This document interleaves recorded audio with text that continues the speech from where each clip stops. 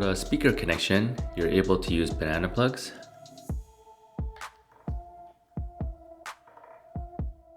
And if you don't have banana plugs, you're able to use strip wire ends as well.